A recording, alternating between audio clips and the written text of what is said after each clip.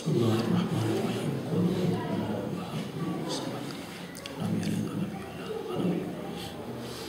درود بر محمد و آل محمد.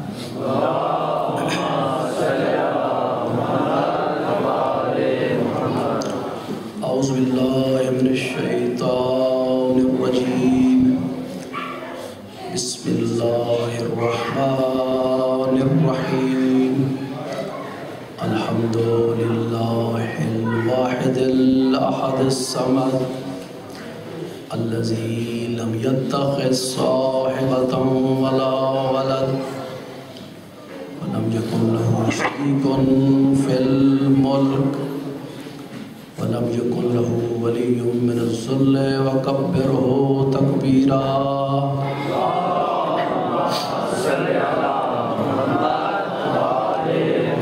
الصلاة والسلام على سیدنا و نبینا و طبیب قلوبنا و شفیع ذنوبنا ابی الزہراء محمد المصطفیٰ.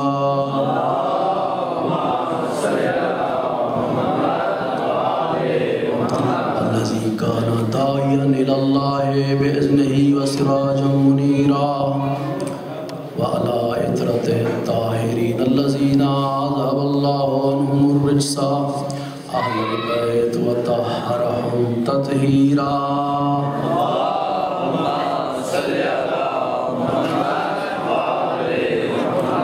لا سیما امامنا المنتظر والحجۃ ثانی عشر روحی وارواح العالمین علیہ الفداء.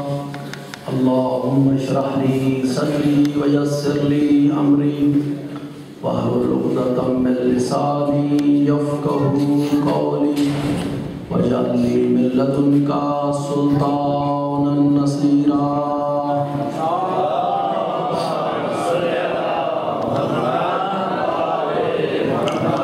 اما بعد فقد قال رسول اللہ صلی اللہ علیہ وآلہ وسلم زینوا مجالسکم بذکر علی ابن ابی طالب لأن ذکرہ ذکری ذکری ذکر اللہ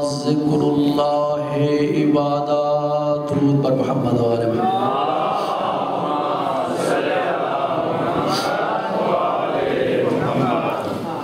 محترم سامعین، کوئی زیادہ دیر آپ کی سمع خراشی نہیں کرنی. وقت بہت گزر چکا ہے. خطبہ نے اپنے اپنے انداز میں گفتگو کی ہے اور میں بھی چند دقیقے طالب علمانہ گفتگو کروں گا. امید ہے غور کے ساتھ سماعت فرمائیں گے. درود بھیجیں محمد و آل محمد پر بلند آواز سے.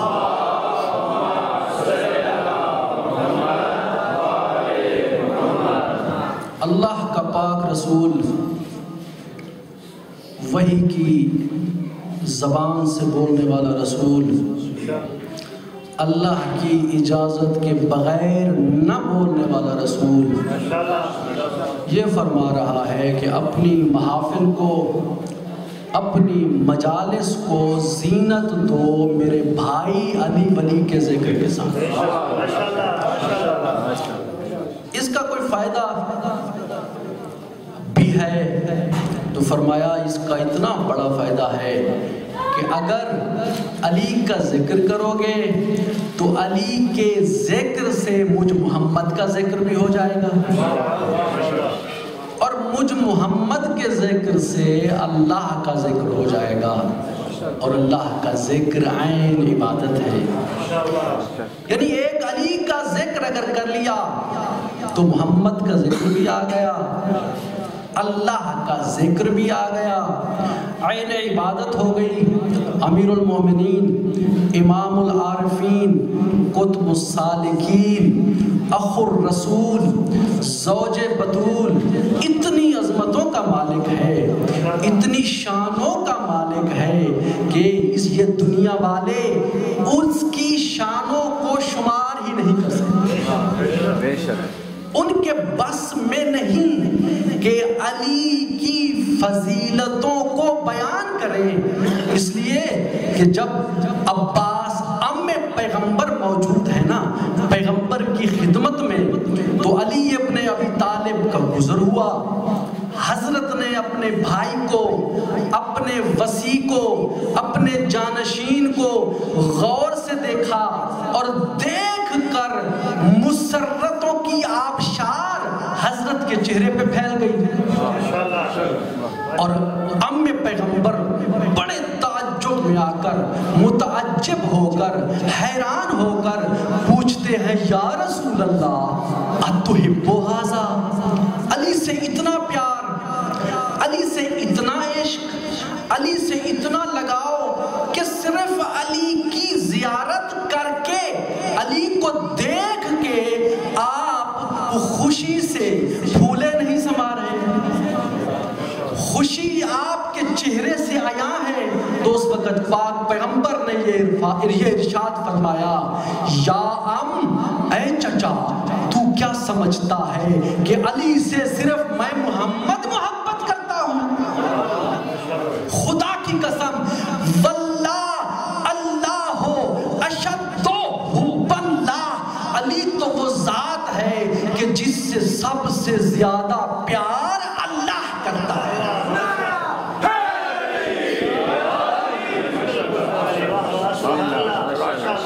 اور دیکھیے آپ علی کی فضیلتیں بھی سنتے رہتے ہو، آپ سرکار رسالت کے فضائل بھی سنتے ہو، لیکن سرکار سید الشہداء حضرت ابا عبداللہ کے جو فضائل ہیں میں قرآن کی روشنی میں بیان کروں گا۔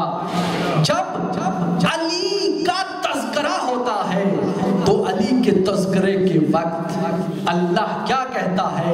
وَمِنَ النَّاسِ مَن يَشْرِي نَفْسَهُ ابْتِغَاءَ مَرْضَاتِ اللَّهِ، ارے علی کا مرتبہ کوئی کم نہیں ہے، علی کی تو یہ شان ہے کہ ذات اہدیت سودے کرتی ہوئی نظر آتی ہے۔ یہ علی کی شان ہے کہ پروردگار عالم اس ذات سے سودے کر رہا ہے، اور پاک پیغمبر کا جب تذکرہ ہوتا ہے تو پاک پیغمبر رسالت ماب کے تذکرے کے وقت اللہ یہ فرماتا ہے وَلَسَوْفَ يُعْطِيكَ رَبُّكَ فَتَرْضَىٰ، اے میرے محمد میں تجھے اتنا دوں گا، اتنا دوں گا کہ تو راضی ہو جائے گا۔ ابھی دیا نہیں، سوفا یہ آتا ہے استقبال کے لیے، دوں گا، مستقبل میں دوں گا، آئندہ دوں گا، اتنا دوں گا کہ تو راضی ہو جائے گا۔ لیکن جب سرکار ابا عبداللہ کا تذکرہ ہوا تو اس وقت اللہ کی یہ آواز آتی ہے، اللہ کا یہ فرمان ہمارے سامنے آتا ہے، یا ایتھا النفس المطمئنہ ارجعی الی ربک راضیۃ مرضیہ، اے مسند اطمینان کے شہنشاہ، میں تو راضی ہو گیا، یہ بتا تو کیسے راضی ہوگا؟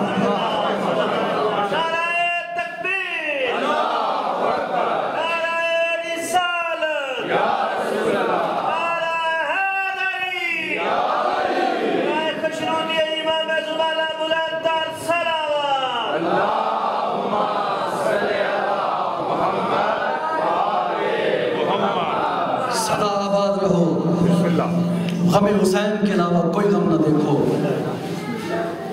اور اسی آیت کا ترجمہ ڈاکٹر اقبال نے کیا ہے، اسی آیت کا ترجمہ، وہ ترجمہ کس انداز سے کیا؟ وہ ترجمے میں ڈاکٹر اقبال یہ کہتے ہیں، خودی کو کر بلند اتنا، خودی کو کر بلند اتنا کہ ہر تقدیر سے پہلے خدا بندے سے خود پوچھے بتا تیری رضا کیا ہے، بتا تیری رضا کیا ہے۔ یہ ہے حسین۔ دنیا جو ہم پہ اعتراض کرتی ہے اور یہ الزام لگاتی ہے، شیعو تم غلو کرتے ہو، حد سے بڑھ جاتے ہو، مقام نبوت سے بھی مقام امامت کو بلند کر جاتے ہو، میں کہوں گا تم نے تو ابھی امامت کو سمجھا ہی نہیں، تمہیں تعارف ہی نہیں امام کیا ہے۔ تم نے آج تک بھکاری دیکھے، تم نے مانگنے والے دیکھے، ہمارا امام عطا کرنے والا ہے۔ تم نے جاہل دیکھے، ہمارا امام ملکوتی گفتگو کرتا ہے۔ تم نے وہ امام دیکھے جو اپنے مریدوں کے محتاج ہیں، ہمارا وہ امام وہ ہے کہ جو ہماری دعا کا بھی محتاج نہیں۔ ہمارا امام کون ہے؟ ہمارا امام مشکل کشا ہے، ہمارا امام مشکل کشائے کائنات ہے، ہمارا امام مشکل کشائے انبیاء ہے، ہمارا امام مشکل کشائے کعبہ ہے۔ کون ہے ہمارا امام؟ آؤ ذرا قرآن پڑھو۔ قرآن پڑھتے تو ہو لیکن کبھی غور نہیں کرتے۔ قرآن میں امامت کا تذکرہ جگہ جگہ پہ موجود، اور آج میں نے وہ سورت پڑھنی ہے کہ جس کو ہر انسان، ہر مسلمان اپنی نمازوں میں پڑھتا تو ہے، سمجھتا نہیں۔ وہ کیا ہے کہ جس میں امام کا تعارف کرایا جا رہا ہے۔ اِنَّا أَنزَلْنَاهُ فِي لَيْلَةِ الْقَدْرِ، ہم نے قرآن کو اتارا اس شب قدر میں۔ وَمَا أَدْرَاكَ مَا لَيْلَةُ الْقَدْرِ، تمہیں کیا معلوم شب قدر کی قدر کیا ہے؟ تنزل الملائکہ والروح، شب قدر میں ہوتا کیا ہے؟ ملائکہ اور روح ایک مخلوق ہے، وہ آتی ہے۔ کس کے پاس آتی ہے؟ بسم اللہ۔ کیا کرنے آتی ہے؟ آیا لیلۃ القدر صرف زمانہ رسالت میں تھی یا اب بھی ہے؟ اگر اب نہیں ہے تو پھر شبینیں چھوڑ دو، رات کا جاگنا چھوڑ دو، گڑ گڑانا چھوڑ دو۔ تمہارا یہ گڑ گڑانا، یہ شبینوں کا پڑھنا، یہ بات دلیل ہے اس کی کہ لیلۃ القدر ختم نہیں ہوئی۔ قیامت تک لیلۃ القدر آئے گی۔ اور لیلۃ القدر میں ہوتا کیا ہے؟ فرشتے آتے ہیں۔ کس کے پاس آتے ہیں؟ تیرے پاس آتے ہیں، تیری خلیفہ کے پاس آتے ہیں۔ مجھے وہ دکھا تو صحیح کہ جس نے کہا ہو میں نے فرشتے کو دیکھا، کوئی ایسا دکھا جس نے کہا ہو میں نے فرشتے کو دیکھا۔ حالت تو تیری یہ ہے کہ تو ہو یا تیرا ولی، تین چیزوں کو سستا کر دیا۔ امامت کو سستا کیا، ولایت کو سستا کیا، خلافت کو سستا کیا۔ ہر قبر میں سونے والا ولی، ہر ریت کا ممنون خلیفہ، تو نے سستا کر دیا ہے منصبوں کو۔ لیلۃ القدر میں فرشتے آتے ہیں، کس کے پاس آتے ہیں؟ اولے الامر کے پاس آتے ہیں۔ ہاں، کوئی ایسا دکھا جس نے کہا ہو، دعویٰ کیا ہو کہ میں نے فرشتے کو دیکھا۔ حالت تو تیری یہ ہے، ادھر فرشتہ آیا، ادھر خدا حافظ۔ کہے گا نا فرشتہ کہ معبود مجھے ایسے کہ ہاں بھیجا، لے گیا تھا تیرا امر، وہ وصولی سے پہلے چلا گیا۔ تو معلوم ہوتا ہے کہ لیلۃ القدر میں اولی الامر کا جو تعارف کرایا جا رہا ہے، اولی الامر وہ ہے جہاں ایک دن نہیں، 2 دن نہیں، ہاں جب اس گھر کی خاتون سو جائے تو فرشتہ چکیاں چلانے آ جائے، کہوارہ چنبانی کے لیے آ جائے۔ لیلۃ القدر میں فرشتے آتے ہیں، خالی ہاتھ نہیں، امر الہی لے کر آتے ہیں۔ اور جس کے پاس امر آ گیا وہ ہے اولی الامر، وہ ہے اولی الامر۔ جب امر آتا ہے تو ہوتا کیا ہے؟ ہاں، خدا کہتا ہے سلام ہی حتی مطلع الفجر، جب تک امر الہی آتا رہتا ہے، سلامتی کی بارش ہوتی رہتی ہے۔ تو پھر معلوم کیا ہوا؟ معلوم یہ ہوا کہ جو اولی الامر ہے وہ رضی اللہ نہیں ہوتا، وہ سلام اللہ ہوتا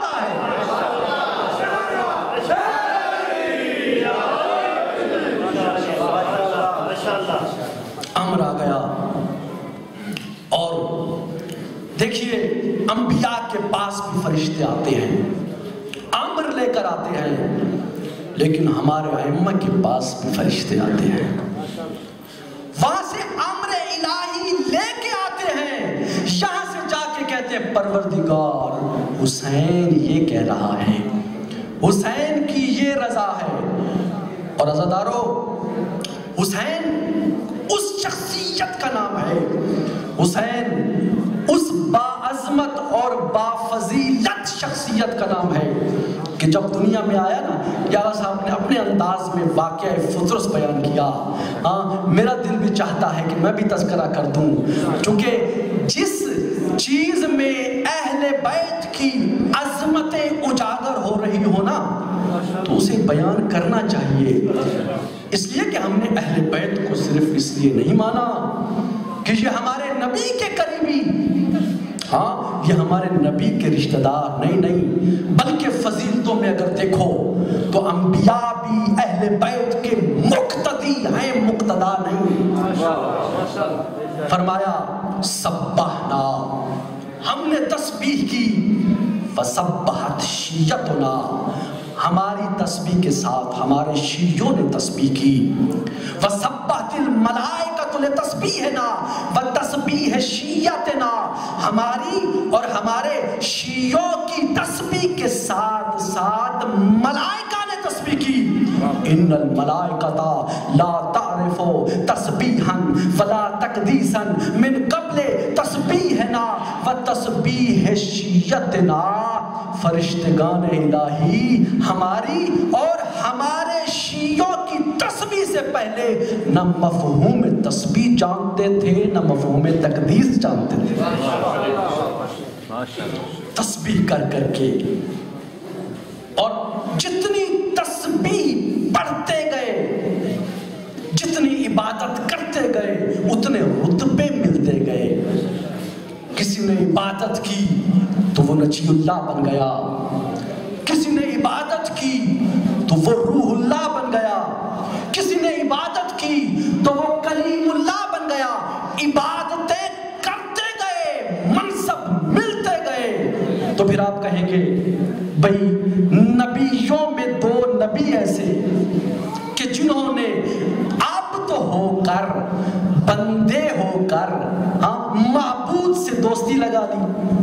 بھئی دوستی میں دیکھا تو یہ جاتا ہے نا، ہم وزن ہوں، حیثیت میں برابر ہوں تو تب دوستی ہوتی ہے۔ تو یہ کیا، خلیل بھی اس کا معنی دوست، اور حبیب ہونے کا معنی بھی دوست، خلعت کا معنی بھی دوستی، حبیب ہونے کا معنی بھی دوستی۔ تو آپ کہیں گے فرق تو نہ ہوا، ہے وہ بھی دوست ہے یہ بھی دوست۔ میں کہوں گا ایسی بات نہیں، دوستوں میں بڑا فرق ہوتا ہے۔ سارے دوست ایک طرح کے نہیں ہوتے، ان میں فرق ہوتا ہے۔ بعض دوست وہ ہیں کہ جب آپ کوئی مکان بناتے ہیں نا، کوئی بڑی اچھی کوٹھی بنا لے، کوئی ولا بنا لے، تو دوست آپ سے کہتا ہے، دوست کہتا ہے شاہ صاحب آپ نے بہت اچھا مکان بنایا، کبھی ہمیں بھی بلا لو، کبھی ہمیں بھی وہ مکان دکھا دو۔ ایک وہ دوست ہے، اور ایک دوست ایسا ہے کہ شاہ صاحب خود تقاضا کر رہے ہیں کہ بھئی ہم نے بڑا اچھا مکان بنا لیا، ہم نے بڑا باعظمت مکان بنا لیا، کبھی آپ بھی آئیں نہ دیکھیں۔ تو فرق ہوا نا دوستی میں۔ ایک دوست وہ ہے جو اللہ سے کہہ رہا ہے رب ارنی کیف تحیی الموت، اے اللہ مجھے اپنی صنعت دکھا، تم مردوں کو زندہ کیسے کرتا ہے۔ ایک وہ دوست، اور ایک دوست ایسا ہے کہ وہ خاموش ہے۔ اور میں ذرا اس دوست کے پاس جانے کے واقعے کو بیان نہ کر دوں تو مجھے کیسے پتا چلے گا کہ آپ سننا چاہتے ہیں۔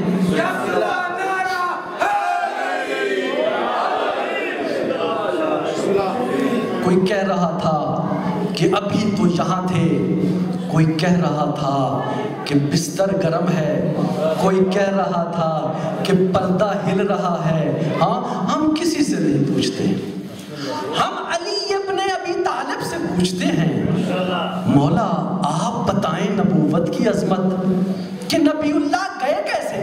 ہاں ذرا آپ فرما دیں کہ اس کائنات پہ اندھیرا طاری کیسے ہوا اور کس طرح سے گئے؟ تو مولا کہتے ہیں کہ رات کی تاریکی تھی، اللہ نے کہا جبرائیل جا فوج ملک کو لے کے جا، رضوان جنت کو لے کے جا، حوران جنت کو لے کے جا، جنت سے سواری لے کے جا، آب کوثر لے کے جا، اور اس اندھیری رات میں میرے نورانی نبی کو لے آ۔ اب جبرائیل گئے، جا کے دیکھا کہ نبوت ہے محو استراحت، نبی آرام کر رہے ہیں۔ کہا اب کیا کروں؟ اگر بیدار کرتا ہوں تو آرام میں خلل آتا ہے، بیدار نہیں کرتا تو تعمیل ارشاد کیسے ہو؟ ابھی سوچ رہا تھا، سوچتے سوچتے جبرائیل کے ذہن میں آیا، جبرائیل تیرے کافوری رخسارے کیوں بنے؟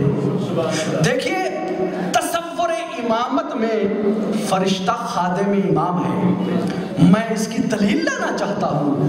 اس کی دلیل کیا ہے؟ جب کسی نے ایک درباری شاعر سے پوچھا، اے شاعر، اے شعر کہنے والے، تو اس عام منصب پر فائز ہارون کی تعریف تو کرتا ہے، ہاں کبھی امام معصوم کی بھی تعریف کی؟ اب وہ شاعر کیا کہتا ہے؟ کہتا ہے انا لا استطیع مدح امام کان جبرائیل خادما لابی ہے۔ ارے میں اس امام کی کیا تعریف بیان کروں جس کے باپ کا خادم جبرائیل ہے؟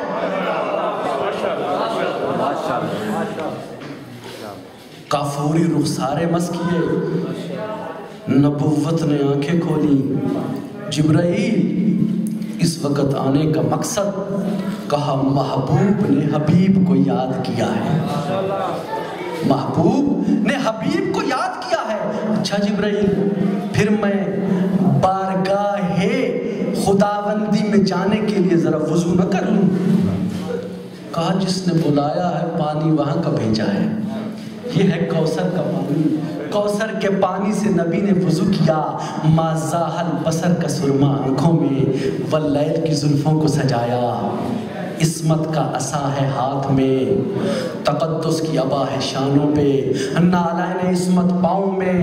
جبرائیل نے بڑھ کے یاسین کا سہرا باندھا اور مقرب فرشتوں نے بڑھ کے تطہیر کا گھیرا ڈالا، اور اسی انداز میں نبوت ہے روانہ۔ چلتے چلتے آسمان اول پہ پہنچے، دوم پہ پہنچے، سوم پہ پہنچے، وقت بہت گزر چکا ہے۔ انتہائی اختصار کے ساتھ آخر ایک آسمان پہ پہنچے۔ جب پہنچے ہیں نا تو تمام انبیاء اب قریب آ گئے۔ تمام انبیاء، حضرت خود فرماتے ہیں جالس لیلا یحدث اصحابہ، کہ ایک شب میں بیٹھا ہوا تھا، میرے صحابی میرے ارد گرد بیٹھے ہوئے تھے، تو حضرت نے ارشاد فرمایا اعلموا یا اصحابی، اے میرے صحابیوں میری بات سنو۔ کہا حضور فرمائیے؟ فرمایا اذا ذکرتم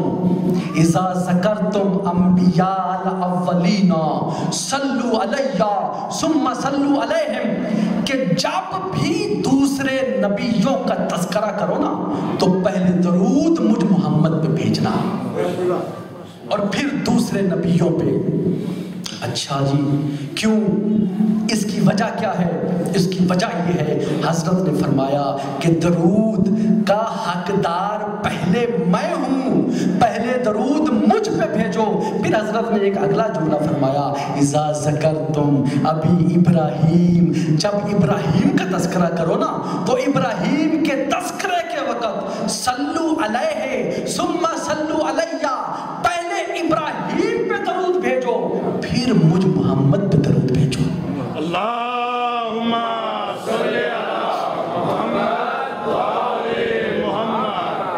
اب صحابہ کہتے ہیں، ہاتھ باندھ کر کہتے ہیں، بما نالا ابراہیم ذالک، حضور بتا تو دیجئے کہ ابراہیم اس مقام پر پہنچے کیسے؟ اتنا بڑا مقام، اتنی منزلت کس طرح سے ملی کہ آپ خود فرما رہے ہیں کہ پہلے ابراہیم پہ درود بھیجو؟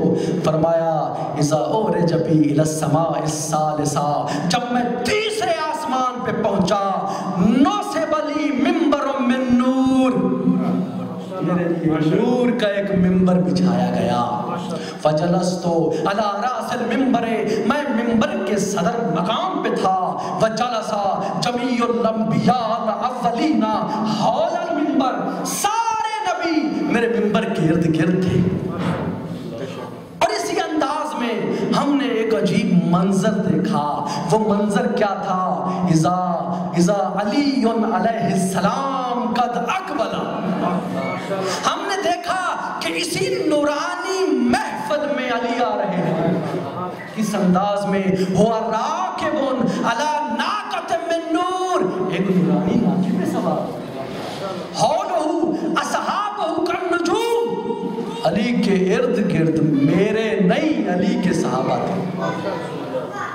جب اس انداز میں آتے ہوئے دیکھا، قام الخلیل علی منبر، ابراہیم اپنی جگہ سے بلند ہوئے اور فرمایا یا رسول اللہ، ہوا ایو نبی معظم او ایو ملک مقرب، حضور فرما تو دیجئے یہ آنے والے کوئی نبی ہیں یا فرشتے؟ حضرت نے فرمایا لا نبی معظم ولا ملک مقرب بل هو اخی وابن امی ووارث علمی علی ابن ابی طالب، وہ میری مسند پہ بیٹھنے والا، میرا بھائی، میرا وصی، میرا جانشین علی ابن ابی طالب ہے۔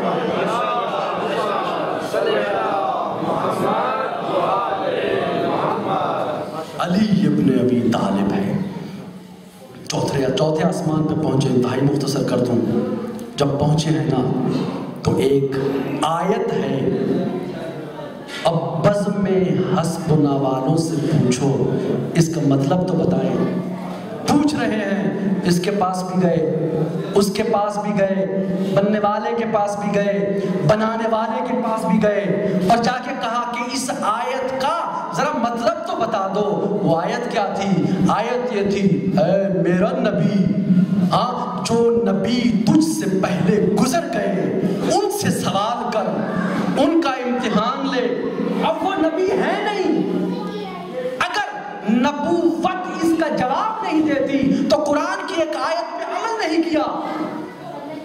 تو حضرت نے فرمایا کہ یہ آیت، علی ابن ابی طالب فرماتے ہیں، یہ آیت زمین پہ اتری ہی نہیں، یہ آیت آسمان پہ آئی، اور جب نبی چوتھے آسمان پہ پہنچے، اللہ کی آواز آئی، ہاتف غیبی کی آواز آئی، وَاسْأَلْ مَنْ أَرْسَلْنَا مِنْ قَبْلِكَ مِنْ رُسُلِنَا، میرا حبیب ان نبیوں سے پوچھو تم نبی کیسے بنے، تم رسول کیسے بنے۔ اب حضرت نے سوال کیا، یا معاشر الانبیاء، اے نبیو بتاؤ نبوت کیسے ملی، رسالت کیسے ملی، نبی کیسے بنے؟ اب سب نبیوں نے یک زبان ہو کر کہا، الا اقرار ثلاثہ، ہم سے 3 اقرار کیے گئے، اقرار بوحدانیت اللہ، اللہ کی وحدانیت کا اقرار، اقرار بنبوت کا، تیری نبوت کا اقرار، و اقرار بولایت علی ابن ابی طالب۔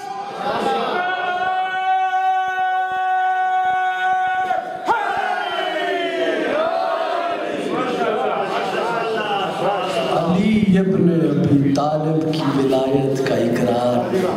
تو میں یہاں ایک جملہ کہا کرتا ہوں کہ اگر کوئی نبی علی ولی اللہ کے بغیر نبی اللہ نہیں بن سکتا، تو پھر مجھے بتاؤ کوئی مسلمان علی ولی اللہ کے بغیر رضی اللہ کیسے بن جاتا ہے؟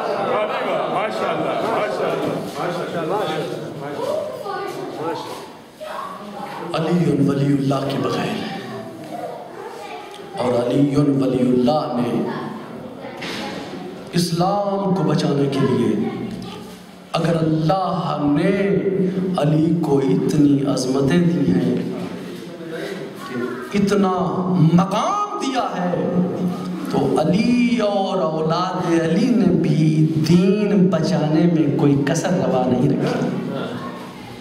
علی اور اولاد علی نے، آئیے دیکھیے کربلا میں کیا کیا منظر ملتے ہیں دیکھنے کو۔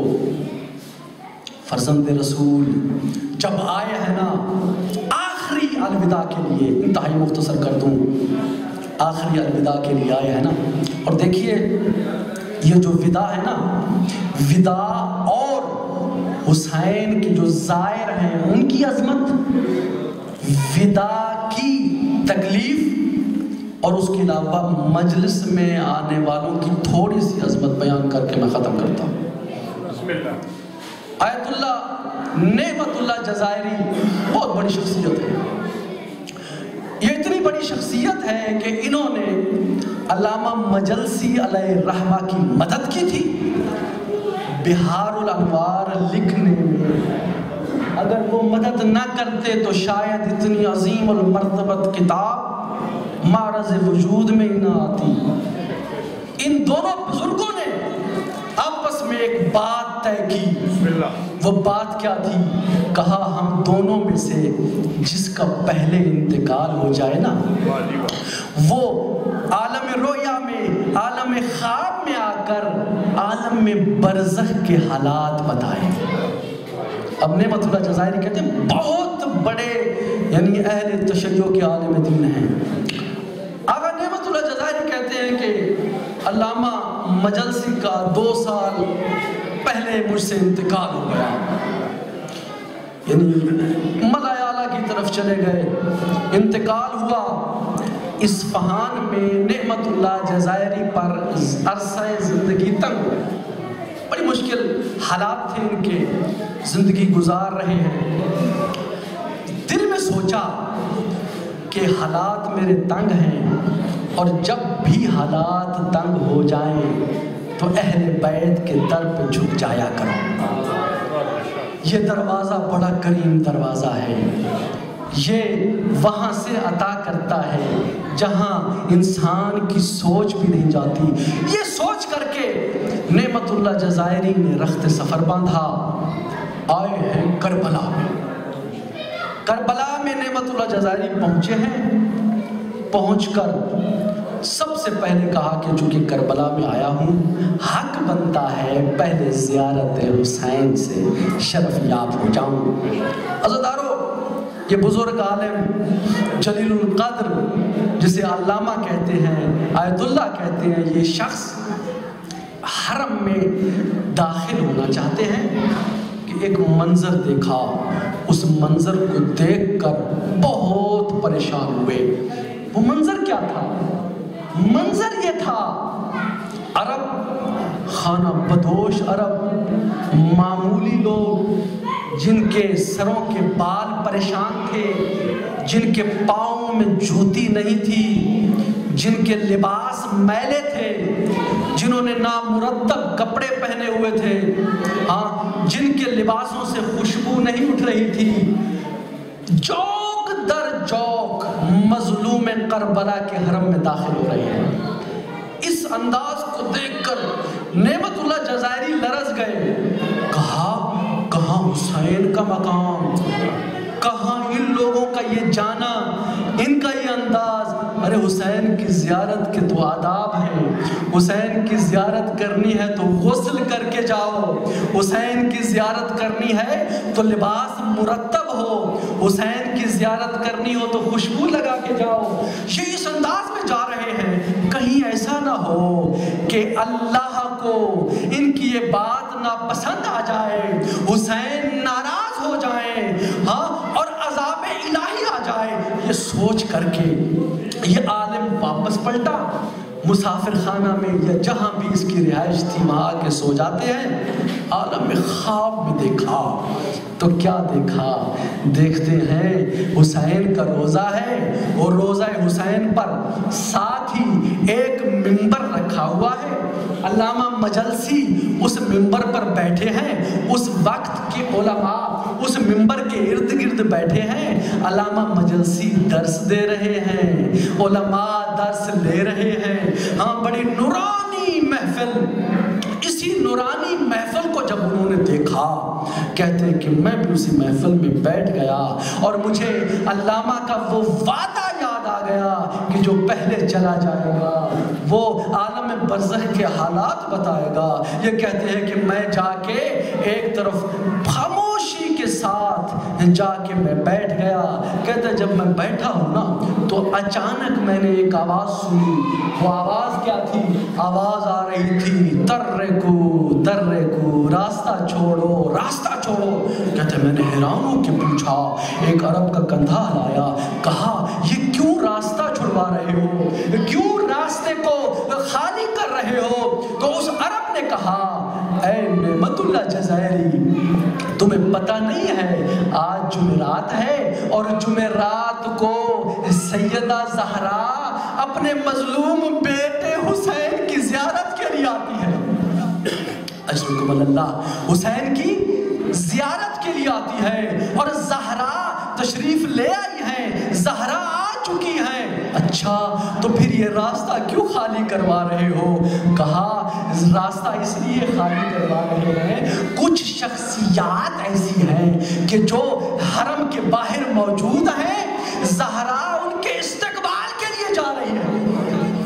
اجرکم اللہ، بڑا حیران ہوا، بڑا پریشان ہوا، پتہ نہیں کون سے اولیاء اللہ ہیں کہ جن کے استقبال کے لیے حسین کی دکھیاری ماں خود جا رہی ہے۔ یہ دل میں سوچتا ہے مجلسی سے بعد میں ملاقات ہو جائے گی، میں جاتا ہوں، ہاں میں سید ہوں، ماں زہرا دیکھتا ہوں کس کا استقبال کرتی ہے۔ یہ کہتا ہے ہم نے دیکھا حوروں کا ایک ہجوم تھا، ہاں اوپر سے بھی پردہ لگا ہوا تھا، سائیڈوں پہ بھی پردہ لگا ہوا تھا۔ اس باعظمت عالم میں، اس باشکوہ عالم میں ترکو ترکو کی آوازیں آ رہی ہیں، جناب زہرا جا رہی ہے۔ کہتا ہے میں بھی اس قافلے کے پیچھے چل پڑا۔ کہتا ہے جب میں گیا ہوں نا تو میں نے جا کے دیکھا، جو ہی انہوں نے حرم کے باہر والے حصے کا دروازہ کھولا تو کہتا ہے میری نگاہ پڑی ان زائروں پر، ان حسین مظلوم پر، رونے والوں پر کہ جن کے بال بھی پریشان تھے، جن کے لباس بھی چاک تھے، جن کے لباس بھی میلے تھے، جن کے پاؤں میں جوتی بھی نہیں تھی، جن کے جسموں سے کوئی معطر خوشبو بھی نہیں آ رہی تھی۔ کہتا ہے پھر میں ڈر گیا، میں نے کہا شاید جناب سیدہ سرزنش کے لیے آئی ہے، ان کو ڈانٹے گی۔ کہا میں بھی پیچھے چل پڑا۔ کہتا ہے میں نے دیکھا، ایک منظر دیکھا، حسین کے زائر، مظلوم کے زائر، کوئی کسی طرف رک کر کے سویا ہوا ہے، کوئی کسی طرف رک کر کے سویا ہوا ہے۔ کہا میں دل میں ڈر رہا ہوں، نعمت اللہ جزائری کہہ رہے ہیں، میں دل میں ڈر رہا ہوں کہ ابھی زہرا غضبناک ہو جائیں گی، ابھی بد دعا کرے گی اور یہ تباہ ہو جائیں گے کہ اس انداز میں حسین کی زیارت کو جانا چاہتے ہیں۔ عزادارو، یہ نعمت اللہ جزائری کہتے ہیں میں نے ایک منظر دیکھا۔ کیا منظر یہ تھا، سیدہ زہرا ان زواروں کے پاس آتی ہیں اور آ کے کہتی ہیں السلام علیکم یا زوار الحسین، اے حسین پہ رونے والو، اے میرے مظلوم حسین پہ رونے والو، دکھیا زہرا کا سلام قبول کرو۔ عزیزانو، بہت بڑی عظمت ہے آپ کی۔ میں نے تاریخ میں پڑھا ہے کہ جو شخص بھی روتا ہے نا، جو شخص بھی روتا ہے، اور یہ بھی ہے کہ جب بھی حسین کی مجلس کو برپا کرتے ہو تو میرا ایمان ہے سیدہ زہرا آتی ہے۔ ذرا دل میں سوچو یہ کیسے ہو سکتا ہے کہ بیٹے کی مجلس رکھو اور ماں نہ آئے. اجرکم اللہ، اجرکم اللہ. روایت میں نے پڑھا ہے کہ جو شخص روتا ہے نا، دھاڑے مار مار کے روتا ہے، گریا کرتا ہے، غم حسین میں روتا ہے، اسے یہ دعا ملتی ہے سوائے غم حسین کے کسی غم میں نہ رونا. اور اس کے آنسوؤں کو جناب زہرا کی خدمت میں لے جاتے ہیں، اور زہرا ان آنسوؤں کے صاحبان کو کہ جن کی آنکھوں سے آنسو نکلے ہوتے ہیں نا، ایک ایک کا نام لے کر سلام بھی کرتی ہے، شکریہ بھی ادا کرتی ہے. عزادارو، بہت بڑی عظمت ہے تمہاری. حسین کی ماں تمہارا شکریہ بھی ادا کرتی ہے، تمہیں سلام بھی کرتی ہے. اس لیے اور علامہ مجلسی کو بی بی نے پیغام بھیجا تھا. وہ پیغام کیا تھا؟ مجلسی، تو ہر وقت اپنی مرضی کے مصائب پڑھتا ہے. آج مجھ زہرا کا دل چاہتا ہے حسین کا فدا تو پڑھ. ذرا یہ تو بتا، حسین بہنوں سے جدا کیسے ہوئے؟ حسین نے آخری خدا حافظی کس طرح سے کی؟ اجرکم اللہ. عزادارو، شہادت پڑھنا مقصود نہیں ہے. آج کا دن وہ دن ہے کہ جو مظلوم حسین کی اس کم سن بیٹی، وہ کم سن بیٹی عزادارو کہ جو شبیہ زہرا تھی، جو زہرا کی ہم شکل تھی. میں بی بی زہرا سے ہاتھ باندھ کر عرض کروں گا، بی بی جب آپ کی ماں کا انتقال ہوا تھا نا، تو اس وقت آپ کی یہ آوازیں آ رہی تھی، این امی، این امی. 3-4 سال کی بچی ہے، ماں کو پکار رہی ہے، میری ماں زہرا، میری ماں خدیجہ کہاں چلی گئی؟ عزادارو، اس وقت عرش ہل رہا تھا، ملائکہ نے تاج اتار دیے تھے، آواز آئی تھی، محمد اپنی بیٹی کو ماں سے جدا کر دو. فرشتوں نے تسبیح چھوڑ دی ہے.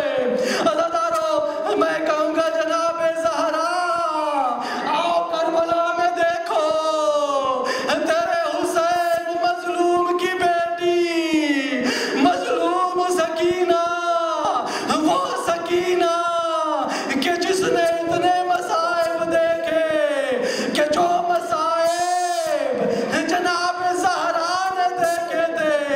اجرکم اللہ. اس لیے جب پوچھا جاتا تھا نا سید سجاد سے، مولا ذرا یہ تو بتا دیجئے کون سی وہ جگہ تھی، کون سا وہ مقام تھا کہ جہاں آپ نے سب سے زیادہ مصیبتیں دیکھی؟ سید سجاد کے دہن اقدس سے بے ساختہ جملہ نکلتا تھا، الشام، الشام، الشام. مولا، آپ کے بابا کا سر تن تو کربلا میں جدا ہوا ہے نا، سر تو کربلا میں جدا ہوا ہے. شام کا آپ کیوں کہہ رہے ہیں؟ شام کے بارے میں کیوں کہہ رہے ہیں؟ سید سجاد. عزادارو، اب وہ روایت پڑھنے لگا ہوں جو کسی ذاکر کی روایت نہیں، جو کسی راوی کا جملہ نہیں، جو کسی محدث کی حدیث نہیں. یہ وہ مصائب ہے جو سید سجاد نے خود پڑھا. سجاد کہتے ہیں جب شام کا بازار آ گیا تو سکینہ چلتے چلتے میرے قریب آئی اور میرے قریب آ کے کہا، سجاد کلی شمرا لا تضربی علی وجہی بالصوت. سجاد سارا راستہ مجھے کانٹوں پہ چلاتے رہے، میں نے صبر کیا. سجاد مجھے تماچے مارتے رہے، میں نے صبر کیا. سجاد شمر سے کہو میرے منہ پہ تازیانے تو نہ مارے. اجرکم اللہ. عزادارو، یہی بچی، یہی سکینہ جب دربار یزید میں آئی ہے نا، دربار میں یزید میں آئی، علامہ صفدر نجفی کے جملے ہیں، وہ کہا کرتے تھے یزید تخت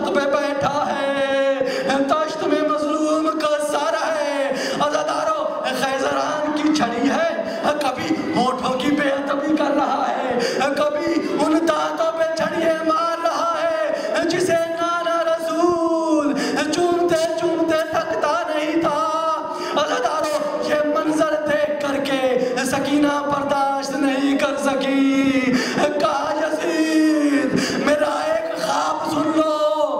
علماء تو یہ پڑھتے ہیں نا کہ اس وقت یزید نے حکم دیا کہ سکینہ کی رسیوں کو کھول دیا جائے، لیکن ان گناہگاروں نے جو پڑھا وہ یہ روایت یہ ہے جب سکینہ نے دیکھا کہ حسین کے لبوں کی بے ادبی کر رہا ہے، حسین کے دانتوں پہ چھڑیے مار رہا ہے، عزادارو سکینہ نے اپنے ہاتھوں کو کھینچا، ہاتھوں کو کھینچنا تھا، ارے گوشت جدا ہو گیا، سکینہ قریب چلی گئی، یزید میرے بابا کو تو نہ مار، یزید ان ہونٹوں کو میرا نانا نبی چومتا تھا۔ اجرکم اللہ، اس وقت بی بی نے ایک خواب بیان کیا، کہا یزید میں نے عالم خواب میں دیکھا کہ ایک صحرا ہے، اس صحرا میں منتخب التواریخ والا یہ لکھتا ہے، سکینہ کہتی ہے میں نے صحرا دیکھا، اس صحرا میں کچھ نورانی چہروں والی شخصیات گزر رہی ہیں، ہائے حسین، ہائے حسین کی صدائیں بلند کر رہی ہیں۔ بی بی کہتی ہے میں آگے بڑھی، آگے بڑھ کے میں نے پوچھا یہ کون ہے، کہا ان میں آدم بھی ہے، ان میں نوح بھی ہے، ان میں ابراہیم بھی ہے، ان میں عیسیٰ بھی ہے، ان میں موسیٰ بھی ہے۔ بی بی کہتی ہے ایک شخصیت کو میں نے دیکھا، 2 قدم چلتے ہیں پھر گر جاتے ہیں، پھر چلتے ہیں پھر گر جاتے ہیں۔ بی بی نے پوچھا اے فرشتے مجھے یہ بتا یہ شخصیت کون ہے جو کبھی گر جاتی ہے، کبھی اس کو سہارا دے کے چلاتے ہیں؟ کہا یہ تیرا نانا مصطفیٰ، یہ تیرا نانا مصطفیٰ۔ نبی کی آواز آ رہی ہے یا بنیا، او میرا حسین، قتلوک تجھے قتل کر دیا، معرفوک تجھے نہیں پہچانا۔ اجرکم اللہ، عزادارو اب سکینہ نے جب قریب جانا چاہا، ایک دکھیا کی آواز آئی، سکینہ الیہ الیہ، سکینہ میرے پاس آ۔ سکینہ عرض کرتی ہے بی بی آج سے پہلے تو میں نے آپ کو نہیں دیکھا۔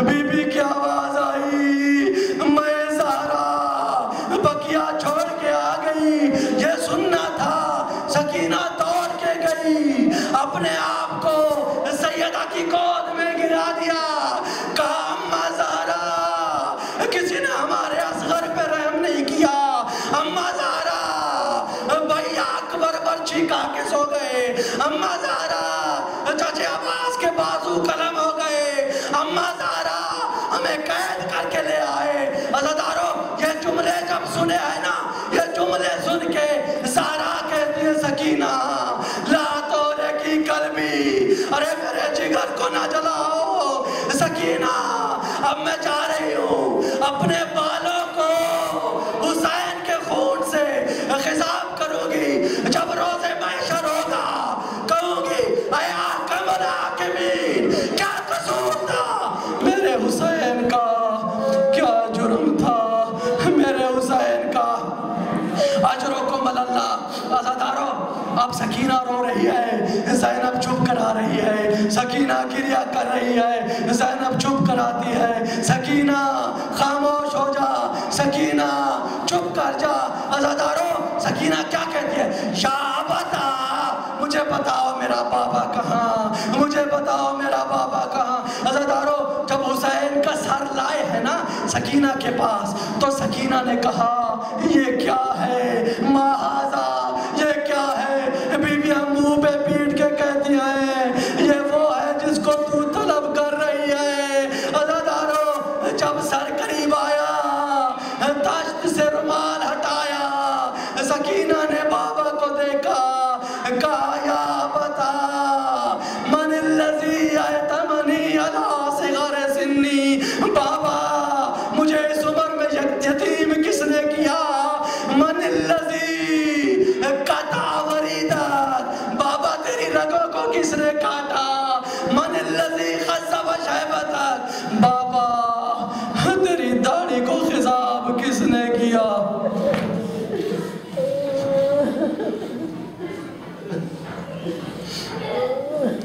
اللہ لعنت اللہ علی القوم الظالمین وسیعلم الذین ظلموا منکم۔ بہت سی روایات پڑھی گئی ہیں، بینروں پر لکھی ہوئی روایات پڑھی گئی ہیں، مصباح الہدیٰ و سفینۃ النجات والی روایت بھی پڑھی گئی ہے، لیکن اے کاش یہ جو میرے بائیں طرف ایک بینر لگا ہوا ہے، امام صادق کا فرمان ہے، لا تنالوا شفاعتنا من استخف بالصلاۃ، جو بھی نماز کو خفیف سمجھے گا، جو بھی نماز کا احترام نہیں کرے گا، جو نماز کے بارے میں کچھ الفاظ ایسے بیان کرے گا کہ جس سے ظاہر ہو رہا ہو، صادق آل محمد کہہ رہے ہیں، میری جرت نہیں یہ بیان کرنے کی، صادق آل محمد کی حدیث بیان کر رہا ہو، میرے ساتھ لکھی ہوئی ہے، حضرت فرماتے ہیں وہ بھی ہماری شفاعت کا طلبگار نہ رہے، ہماری شفاعت اسے نہیں پہنچ سکتی جو بھی نماز کو خفیف سمجھتا ہے۔ میں نے اپنا یہ فرض سمجھا ہے کہ اس چیز کو میں بیان کروں، کیونکہ اسٹیج پر یہ عجیب ہی موازنہ کیا جاتا ہے، حسین کی مجلس کون منکر ہے؟ حسین کی مجلس کا کون منکر ہے؟ کوئی منکر نہیں، لیکن موازنہ خدارہ نہ کیا کریں، چونکہ جب موازنہ کرتے ہیں نا تو اس میں اگر ذرا سا شعبہ بھی ہو جائے نا کہ اس میں نماز کو خفیف سمجھا گیا ہے، حالانکہ دیکھیے کہ رسول نے نماز کو توڑا نہیں ہے، ہم بھی اس بات کے قائل ہیں کہ جب رسول اللہ کی پشت پہ سوار ہوئے نا حسین، اور نبی نے سجدے کو طول دیا، طول دے کر نبی یہ سمجھا رہے ہیں، دیکھو کسی اور کا تصور مبتل نماز ہو سکتا ہے، تصور تو تھا نا، تصور نہ ہوتا تو نبی سجدے کو طول نہ دیتے۔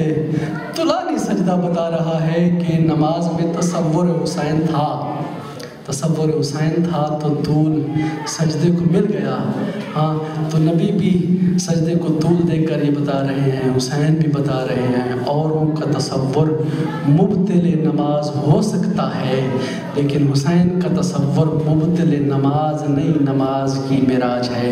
اللہم صلی علی محمد و آل محمد، اللہم صلی علی محمد و آل محمد، اللہم صلی علی محمد و آل محمد، یا محمود بحق محمد، یا اعلیٰ بحق علی، یا فاتر بحق فاطمہ، یا محسن بحق حسن، یا قدیم الاحسان بحق حسین علیہ السلام۔ اللہم انا نسألک زیادۃ فی العلم وبرکۃ فی الرزق وصحۃ فی الجسم وطولا فی الحیات ونورا فی القلب وتوبۃ قبل الموت وراحۃ عند الموت ومغفرۃ بعد الموت ونجاة من النار ودخولا في الجنة۔ اللهم لا تجعل مصیبتنا فی حقنا المظلوم برحمتک یا ارحم الراحمین۔ جتنے بیمار حضرات ہیں اور جن مومنین نے دعاؤں کا کہا ہے، مریض ہیں، سب مل کے 5 دفعہ اس آیت کی تلاوت کریں۔ اما یجیب المضطر اذا دعاہ ویکشف السوء، اما یجیب المضطر اذا دعاہ ویکشف